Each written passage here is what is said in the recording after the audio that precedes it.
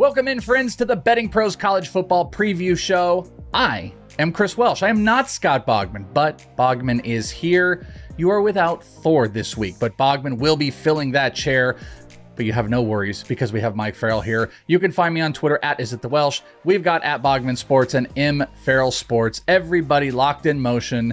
Boggs, you're going to have to create some adjusted line system. So do we have the BTS, the Bogman A? Well, I should probably don't do initials. It's called the Bogman Big Fat Gut System. So it's what I use every single week. It's done pretty well for me this year. We got back up to 500, had a 6-4 week this week, so was happy about that and ready to rock and roll. No, we're not. We don't need to talk about. No, Texas Mike, would you like to talk about Texas, or maybe talk about? Yeah, we could talk about Texas. We could talk about 4 downs in 3 straight running, the same play pretty much, and then wide receiver screen to a 155-pound guy who can easily be stopped. We could talk about all. We could do that. We could do that, Bogman. We got 45 minutes, so we got plenty of time. You guys are fun. Yeah, it's going to be a great show. Me and Mike, built from the same cloth there. But it was a weird week. Yeah, Boomer Texas just choked. Texas, but I'm hoping for a rematch in the Oklahoma Big 12 championship. They looked Oklahoma good. did look good. I mean, they came out physical. They were hitting. They were fired up. Yes, I mean, 49-0 wasn't going to happen again to them, and then they just happened to win the game. I will give them full credit.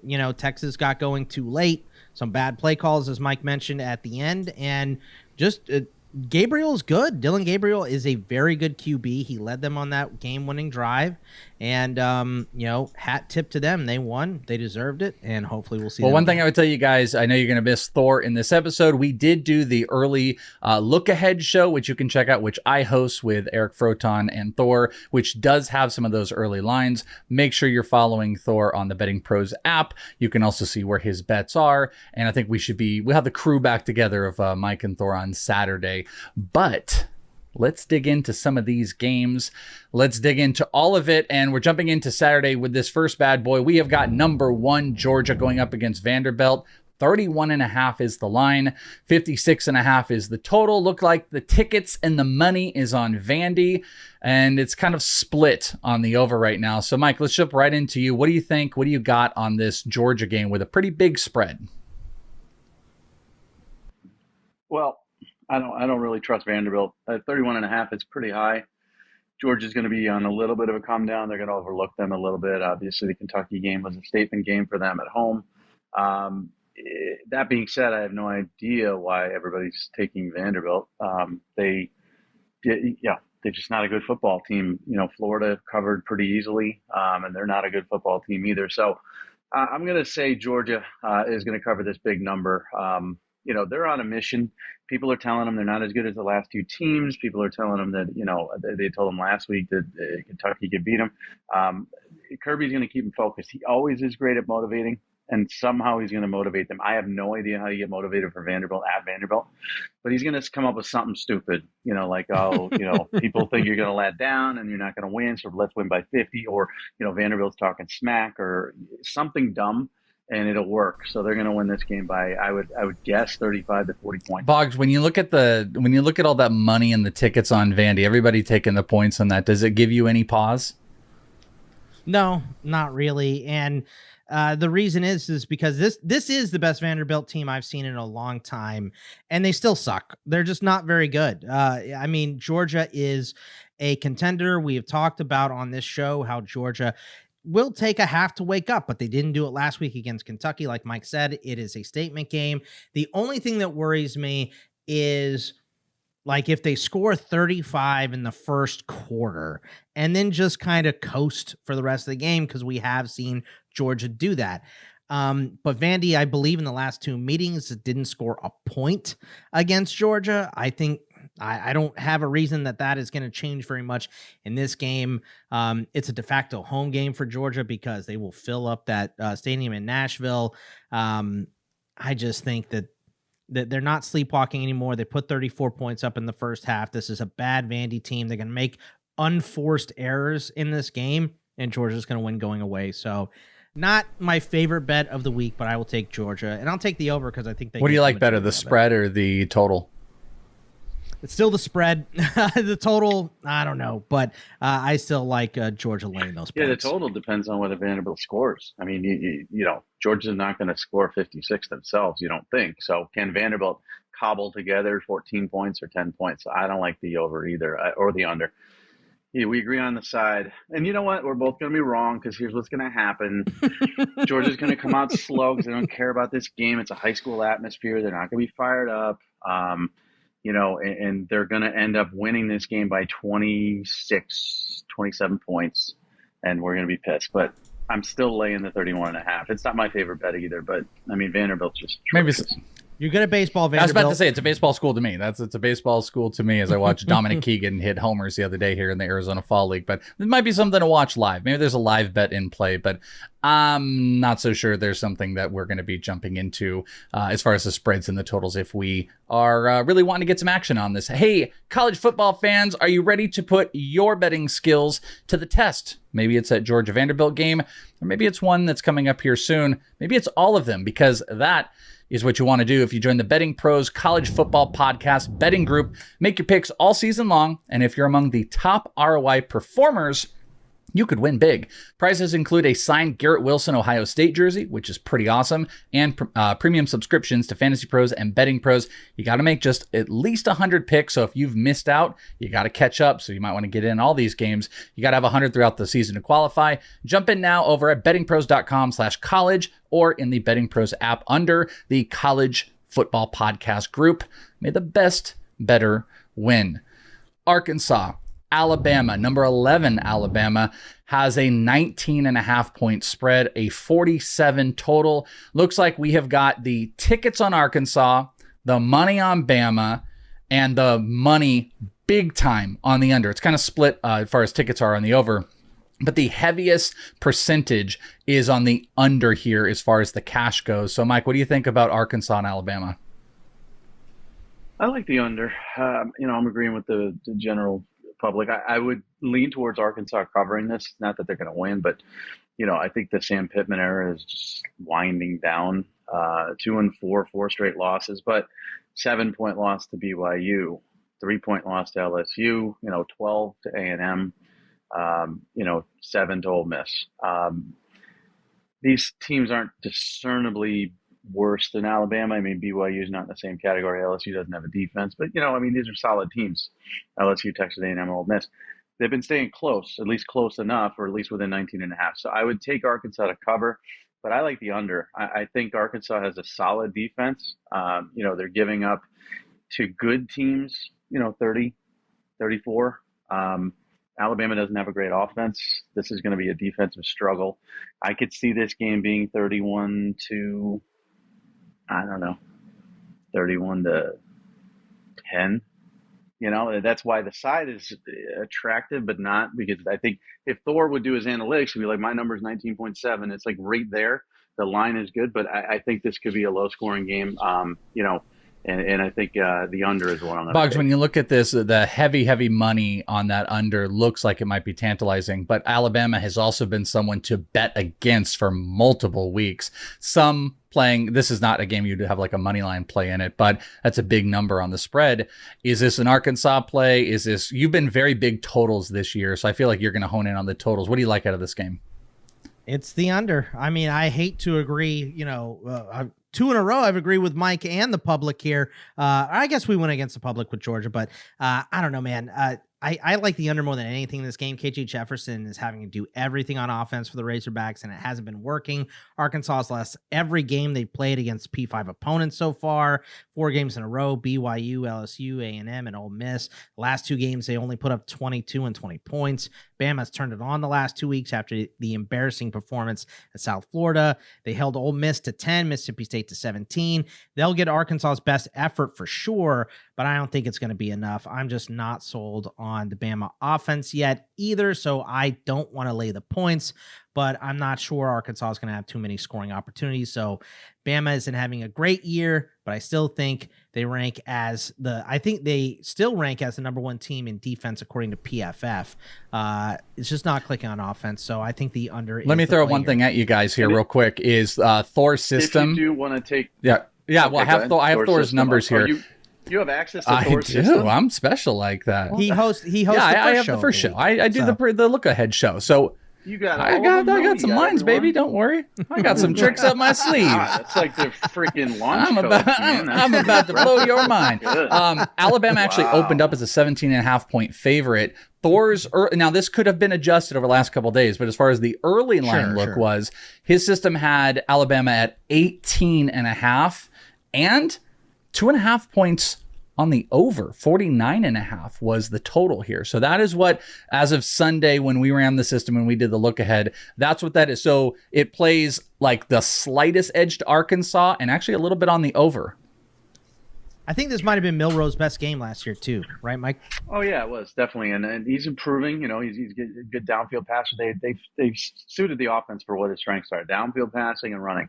He's not an intermediate passer. He's not very accurate in that. He needs to have his feet moving to actually complete an accurate pass, which is the opposite of what you want. But to Alabama's credit, I mean, after the South Florida and Texas games, you know, which they didn't come close to covering either, they covered against Ole Miss, they covered against Mississippi State, they covered against Texas A&M. So they're on a little streak. So if you do want to, you know, lean that way for momentum purposes, I just think, you know, 19.5 is a lot. Arkansas is not a horrible football team, so I'm going under.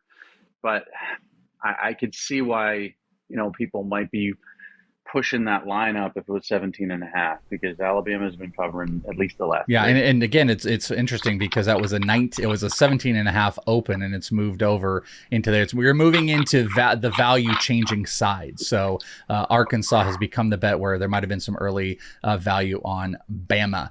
All right, let's move over to the next game on the slate. We've got Syracuse at number 4, Florida State 17.5 is the line. Your total is 56.5. We've got heavy tickets and money on Syracuse, and we have got heavy ticket percentage on the over, kind of locked in on the under. It's about the same. There's nothing crazy to talk about that with. But Mike, where is your play in this Florida State game?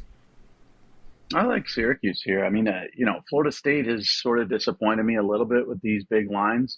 You know, I expect a little bit more, and they haven't covered. So 17.5 isn't the same as you know, 20 whatever it was against Boston College, or, you know, but it's still a lot. And Syracuse is a serviceable football team, and they played, you know, Florida State's a common opponent in the ACC, blah blah blah.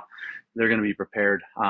Florida State is drilling teams, but not drilling them enough, and they need style points. And I thought they would really continue to, you know, get them. But Virginia Tech, they had a chance to actually cover. They didn't do it. They didn't cover against Boston College.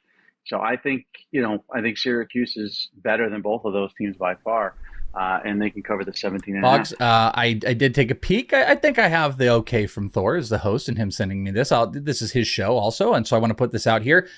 There is value according to Thor's system. 14.5 was the value line here. So that shows a play to Syracuse by multiple points. You have over 3 points of value on Syracuse's side. Is that enough for you, though? Nope. I'm taking Florida State in this game. I just saw Syracuse get torched for 644 yards against UNC. And Drake May is one of the best QBs in the country. I understand that. I think Jordan Travis is one of the best QBs in the country. They have big time targets too, and Wilson and Coleman, you know, a big running back and Trey Benson. They have disappointed, and they're very wishy-washy. So once again, not my favorite bet of the week. It's not one I'll probably be holding a ticket on either way, but I got to take Florida State in this game because of what I just saw from Syracuse was terrible. Copycat league, you know, football is copycat. I think maybe Syracuse got a little blueprinted last week against UNC. I think Florida State torches them. So, and Florida State needs to put the foot on the gas and press down because they haven't been. Like Mike said, Boston College covered, another team covered here. They haven't looked. They're definitely not unbeatable. And you know, the ranking, you got to get into that top 4. You got to win with style. So I think this is a team that they can do that with. I think they got to take advantage of those spots. And it looks like the line has moved down a full point from where it opened. Don't want to get hooked, though. I'd be, personally me, looking 16.5 if we could get there. If all the Syracuse bettors, if I were to bet Florida State, I would love to not be sitting around that hook, because that hook is a dangerous beast. I can buy it down too. Yeah, except when you get closer to that. Let's go over to BYU at TCU. We got a smaller spread finally. 4.5 with a 52.5 total. The tickets and the money currently are on BYU. Nothing insane, but it's in favor of. You've also got tickets and money on the under. So there seems to be a relative consensus on this bad boy. Mike, what do you think about TCU and BYU? Yeah, I'm not really liking what I'm seeing from TCU, and I actually like what I see from BYU. I mean, they're obviously a solid football team. I knew coming to the Big 12, they're kind of the fish out of water. They're an experienced team. They don't play a lot of young guys. They're physical up front. They've got a really good offensive line. They play tough defense. And the Big 12 is known for spreading you out and, throwing the ball around quite a bit. That It reminds me 100 years ago when Boston College entered the ACC, and nobody could really figure out what are we doing with these 6'8", 330-pound linemen, and this power running game and all this other stuff. It's going to take a couple of years for the league to adjust to them. In TCU, I mean, just lost to Iowa State. They're horrible. They lost to West Virginia, average. So TCU, Sonny Dykes inherited quite the team, as we're learning from Gary Patterson. And they're missing some key players from last year's team. There's no Magic here. And it's BYU and Magic. I don't want to make him. Can I make a Magic underwear joke? I can't, probably. Right? You could. You can't. You could try. Right? It's just, maybe they have to cut that out. But give me BYU at home. I will tell you, I do see in some spots this line has even moved to 6. And Boggs, I know we updated this right before the show was going, but I see this at 6 in some spots. And the only reason I'm bringing up the relevance to that as well is Thor's line is 6.9, or at least, again, it was. I want to preface all of this. I am not Thor. Thor has the ultimate hammer on where these move throughout the week. But this was the early adjusted line here, and it was still about a point differential from if it is at 6. So 6 to 4.5 is kind of a big swing on what books you're looking at, but do you have a lean on either side? Yeah, I don't care what the number is. I'll take BYU because I hate TCU. TCU's torched me twice. I think I'm agreeing with Farrell here. I think Sonny Dykes is kind of, inherited a good team from Patterson and obviously made the mistake at quarterback. He wanted to go with Chandler Morris last year, and he got hurt, so he had to go with Max Duggan, who ended up as a Heisman contender. So in this game, TCU's having a weird season. They lost so much on offense. They've struggled to find replacements, and now QB Chandler Morris is hurt with a new QB for TCU, and BYU is coming off this bye week. I got to go with BYU. BYU maybe getting back some good pieces too. Wide receiver Cody Epps, running back Aiden Robbins may be back as well. And like I said, it might be a little biased because TCU has torched me twice. Last week was one of them. I thought they beat the pants off Iowa State, and they got smoked. I just don't know what to expect from Josh Hoover, who's going to be playing QB here.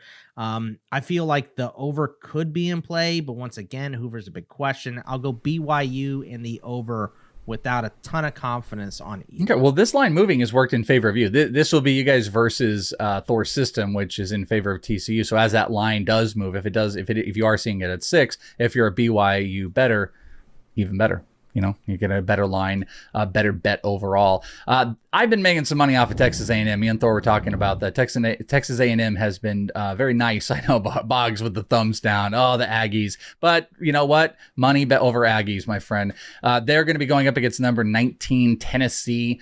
3.5 point is the spread. 55.5 is the total. Tickets kind of down the middle. Money big time on A&M. A little bit on the under in favor of, and 99% of the money I'm seeing is on the under. So this is an under and maybe an A&M line. But Mike, what say you? A&M, good football team. We know a lot about them. I don't think we really know what we're seeing from Tennessee. We see a little bit of an erratic team. They didn't play anybody. Virginia's horrible. Austin Peay. UTSA has been a big disappointment this season. Yeah, they throttled South Carolina in the revenge game. That was great. They actually look pretty solid on defense, believe it or not. And actually, I believe their average yards per play is like 4.4 or something, which is astonishingly better than last season.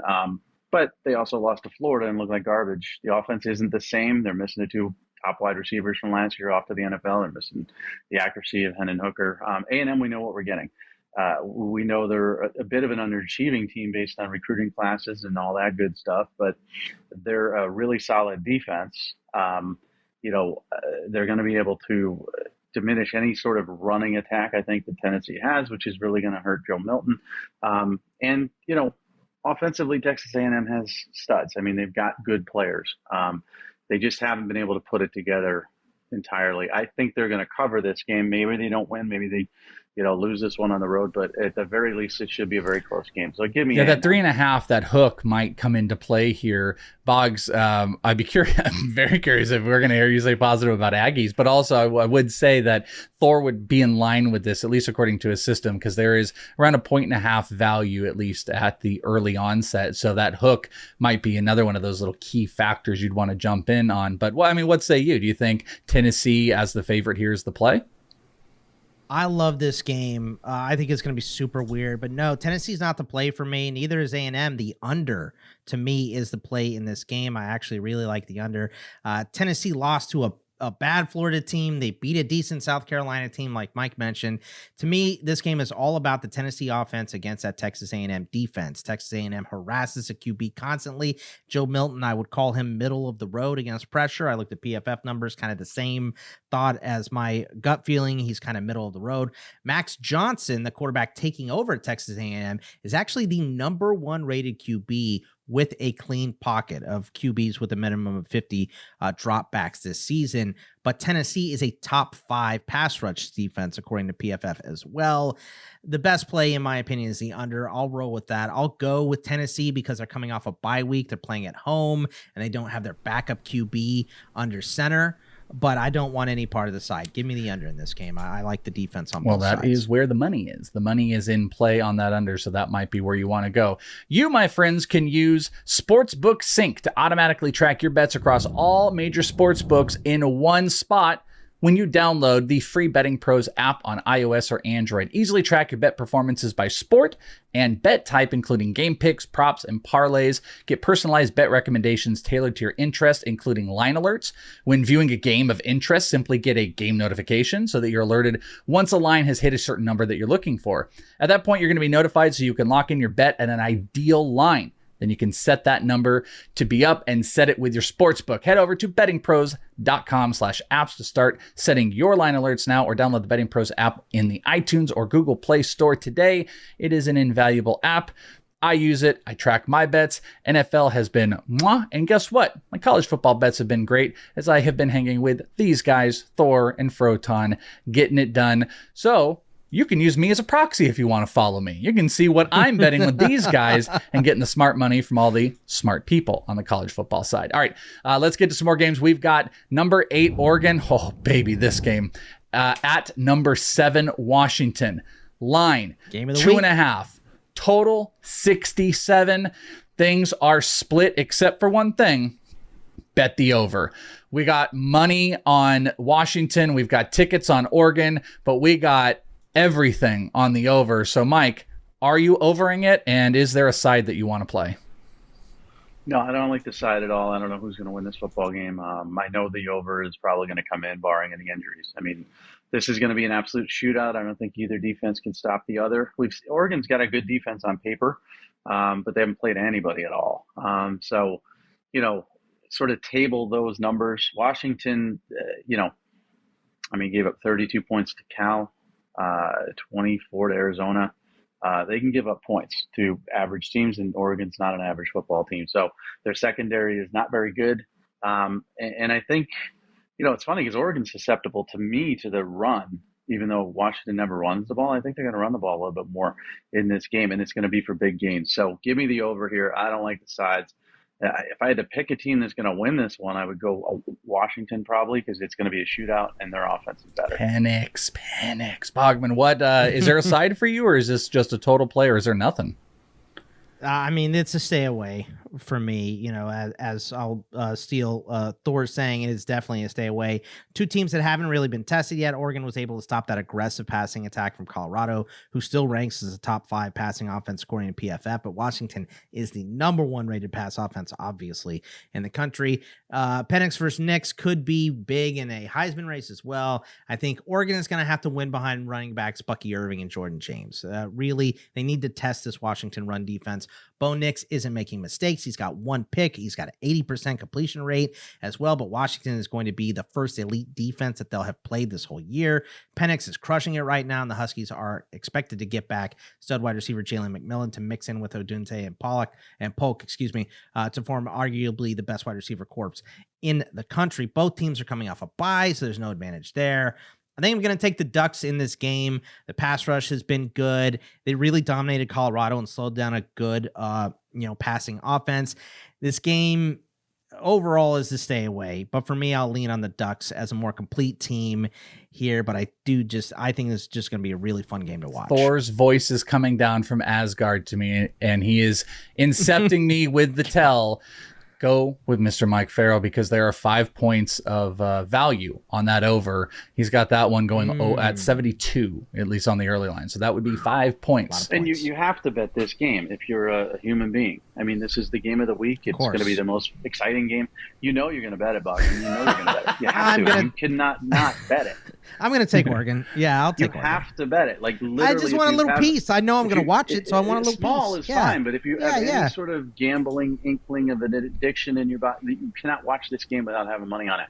And we will prop it out Saturday like crazy. There's so many props that are going to pop up here. But I'm going to bet give me that Bucky Irving over 8-9 props in this game. But yeah, if you're watching this game and you don't have any money on it, shame on you. So you're going to bet it. Listen, I might not even be able to get to the TV. I'm going to bet it. I'm going to bet Washington because I love Penix, and I'm going to bet the over, and I'm going to probably do it as soon as we're done with this show because I'm going to lock in my stuff. But make sure you guys are tuned in on Saturday mornings at 10 a.m. Eastern. I think I always screw that up. At 10 a.m. Eastern, where Farrell and Thor will be breaking everything down, getting you the latest, the greatest, and like he said, propping you guys up with all the best props. Get locked into that. Auburn, LSU, 11.5 points as a line. This is another big total, 60.5. We've got tickets and money on Auburn. Money is barely on Auburn. And it looks like so far, we don't have any money lines, but we got tickets that are heavy on the under. So, Mike, what's your play if there is one in LSU and Auburn? I'm going to go under here. And this is kind of interesting because LSU's defense stinks. You know, they pulled out that cover. Thank you, Brady Cook, you idiot, for throwing that pick 6 because I had that one. Missouri was up 17-3 at one point. I mean, I had it, and then all he has to do was turn it over on downs, just don't throw a pick 6. But he did. They covered that way. Their defense stinks, but their pass defense is atrocious, and Auburn can't throw the ball to save their lives. So what are they going to do? They're going to try to run on them. Yeah, it's going to be one of these games where I think LSU puts up good points. I think they're going to win the game. If I had to pick a side, I would go to LSU. Auburn's not going to put up a lot of points here, despite the fact that LSU's defense is horrible. So go with Boggs, I just knowing you as long as I have. People don't know. I've known Bogman for 25 years. Maybe I'm going to be wrong here. I can't imagine there's a play that you like in this game. Is there? Oh my God! I don't know anything about you. I don't even know who you are. If you don't bet the Cal Washington game, I don't know you, and apparently I don't know you from this. So what is the play? Because I don't know where you're going to go with this one. Like, I know that Auburn is getting the love here because they're coming off the bye. They had 2 weeks to prepare for this game.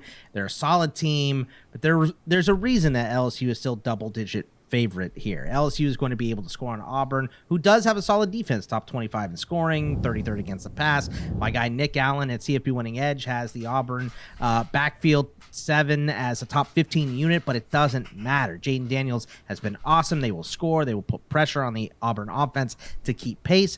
And like Mike said, Auburn should be able to score, but the passing offense is disgusting. Auburn is inefficient. They're currently ranked 121st in passing yards per game. PFF has them at 79th in passing. anyone should be able to pass against LSU, as they rank 123rd against the pass. They're bad, but I don't think Auburn has enough juice to do it. LSU will load up the box on defense. They'll stop the run. They might give up big plays, but I think Auburn being one-dimensional gives LSU a big advantage here. The big matchup is going to be the Auburn defense against the LSU offense, and I'll take the offense here. LSU is going to win going away. I cannot speak to how Thor would bet this, but the early line look on the Thor adjusted system was around 10 on LSU. So it's kind of moved on the opposite end. So 10 was the early number. Yeah. And then Peyton Thorne will throw a pick 6 and LSU will cover. So. Right. Gross. And he's worse than Brady Cook. Brady Cook's good. Brady Cook's really good. He set the SEC record for passes without an interception, and then that obviously ended earlier in the game. But LSU put so much pressure because they score so many points, and Auburn's going to have to pass at the end, and they're going to throw picks. It's what's going to happen. I'm just still thinking about the Brady Cook interception, and still mad about it. Just ruined my life. So. Well, I don't get this one, and you guys are the analysts. You guys are the smart guys. I just go back and I go, well, Notre Dame. I know that USC went to wire, 3 overtimes, ridiculous. Shouldn't have even been with Arizona, but Notre Dame also just lost, and Notre Dame at home, I suppose, is a 2.5 point favorite on USC. It's a big rivalry matchup. Number 10, number 21, 63 is the line. You got tickets and money kind of in favor of USC. The over looks like it's in play for a lot of bettors currently. Maybe Notre Dame is just better. I feel like they've just been a disappointment. USC playing down. But Mike, what say you? The Thor system agrees kind of with Notre Dame. I just don't. If I were betting this, I wouldn't bet Notre Dame. But, you're the guy that makes the money. So what say you? Yeah, I'm not betting the side here. I like the over. The reason Notre Dame is favored in this game is because there's one thing that USC is, there's a lot of things USC defensively can't do, but one is they're not good up front. They're not good at stopping the run.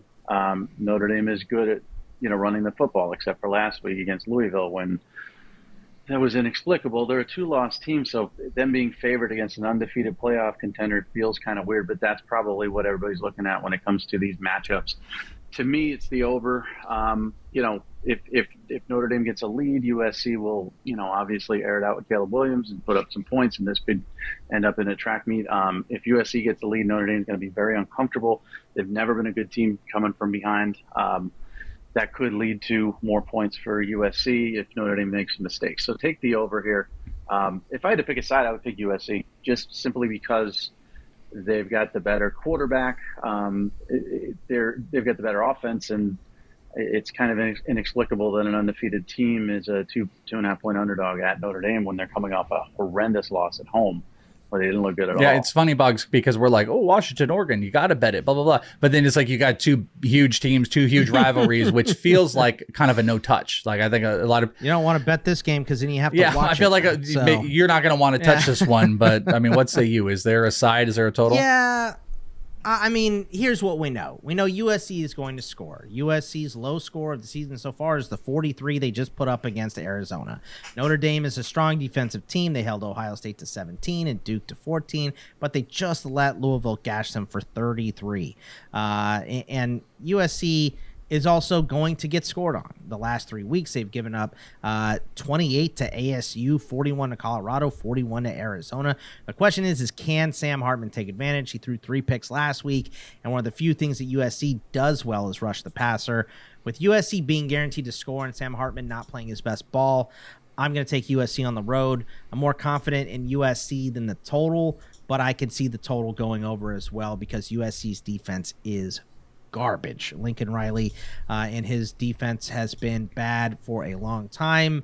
Farrell, proposed that maybe Alex Grinch has some pictures of Lincoln Riley last week. Something has to be going on there because it is bad on defense for USC. So the over is a decent play, but I'm also going with the Trojans. Like my differentiating factor is just like the quarterback play. Like Hartman, Caleb Williams. I'm going to go with Caleb Williams on this side. I know USC can't stop anybody, but I just think they're the better team, and it's. Caleb didn't look good last week, but it was clearly a look-ahead game. They're going to Arizona. Arizona sucks. If you bet the better quarterback in every game, you're probably going to come out like 58 to 60%.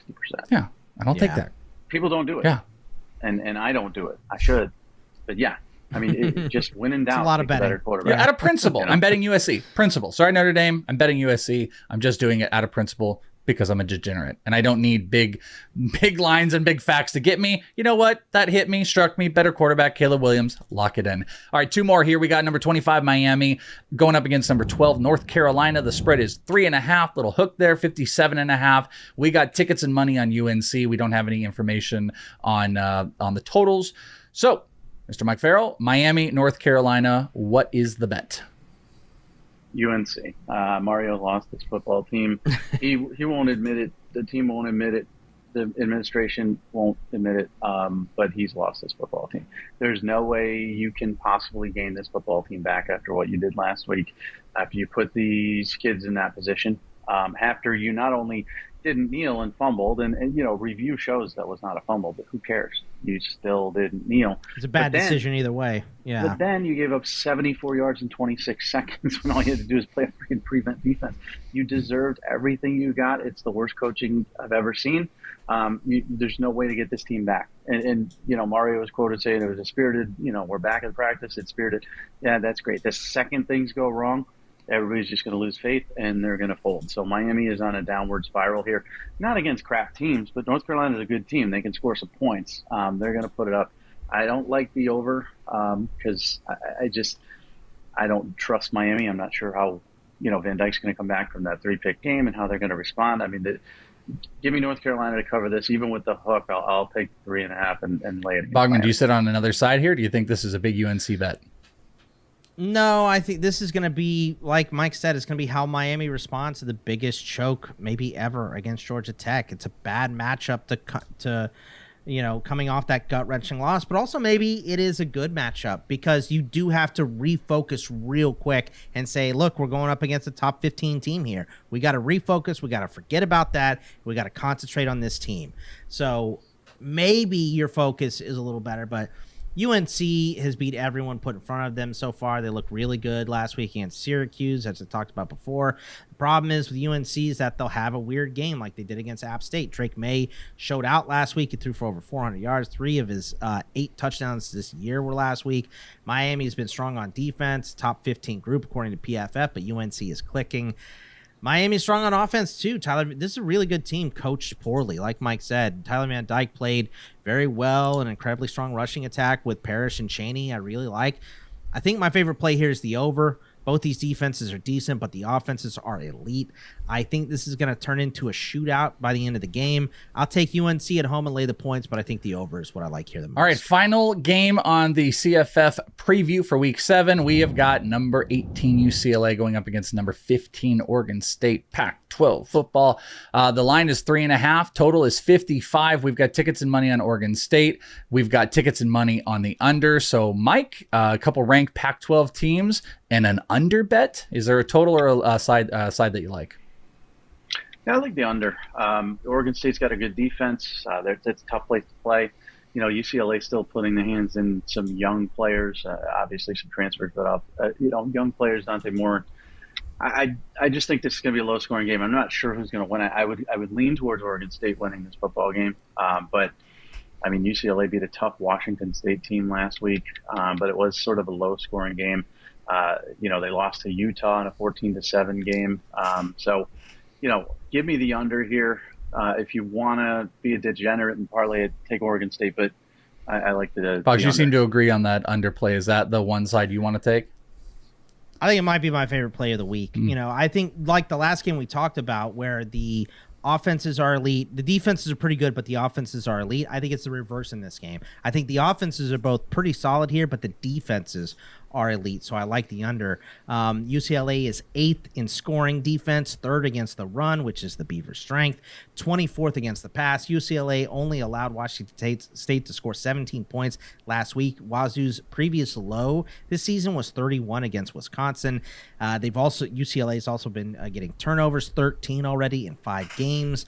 Oregon State saw a nice burst of offense in 2 of the last 3 weeks, putting up 35 against Wazoo and 52 against Cal last week. And DJU looked awesome. 19 of 25, 275, and 5 touchdowns. The rushing attack is ranked 16th in yards per game, and I really that is really the strength of this offense. But I think UCLA is going to win this game behind a very strong run D and a defense that is going to be able to slow down, probably not stop, but slow down the Beavers' rushing attack. So Dante Moore has to show up in this game for UCLA to win, which is why I like the under more than I like the side, but I like UCLA slightly in this game, but the under might be my favorite bet of the entire week. I love the under. Week 7 preview in the books. Make sure you follow Bogman on Twitter at Bogman Sports. That article is going to be coming out here in the next 24 hours, I think, right, Bog? Was it Thursday it comes out? Yeah, Thursday, usually early. Yeah, Bogman's Thursday. Best Bets. If you're missing out on Thor from this show, go follow him over on the Betting Pros app. You can see what bets he's locked in. There'll be breakdowns and information in there. He'll also have his Best Bets article, and you can find Mike Farrell and Thor on Saturday, 10 a.m. Eastern, previewing everything, getting you props. Mike, is there a prop you are just waiting to draw? You're just waiting to see what it's going to be so you can hammer? Have you already got that in your head? I feel like you got that in your head. I can see it. I wish I do. It did. I want to see what the Bo Nix rushing yards are. Because that's always last year. That was low hanging fruit till he had the ankle injury.